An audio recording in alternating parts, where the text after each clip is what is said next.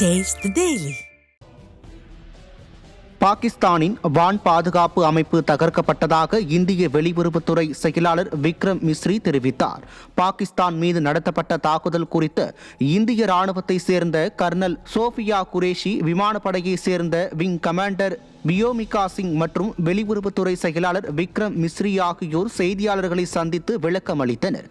அப்போது இந்தியாவின் 15 இடங்களை தாக்க பாகிஸ்தான் ஏவிய ஏவுகணைகள் நடுவானிலேயே முறியடிக்கப்பட்டுள்ளதாகவும், பகல்காம் தாக்குதலுக்கு பதிலடி கொடுக்கவே இந்தியா தாக்குதல் நடத்தியிருப்பதாகவும், பதற்றத்தை அதிகரிப்பதற்காக அல்ல என்றும் தெரிவித்தனர். மேலும் இந்தியா நடத்திய தாக்குதலில் வழிபாட்டு தலங்களை தாக்கியதாக பாகிஸ்தான் கூறுவது பொய் என்றும், தீவிரவாத தாக்குதலை மதவாத பிரச்சனையாக மாற்ற பாகிஸ்தான் முயற்சிப்பதாகவும் இந்தியா வெளியுறவுத்துறை செயலாளர் விக்ரம் மிஸ்ரி தெரிவித்தார். இந்திய எல்லையில் 16 அப்பாவி பொதுமக்களை கொன்றது பாகிஸ்தானின் கோழைத்தனத்தை காட்டுவதாகவும், பாகிஸ்தான் தொடர்ந்து அத்துமீறும் பட்சத்தில் உரிய பதிலடி கொடுக்கப்படும் எனவும் கூறிய விக்ரம் மிஸ்ரி, பதற்றத்தை தணிப்பது பாகிஸ்தான் கையில்தான் உள்ளது என்றும் விளக்கம் அளித்தார்.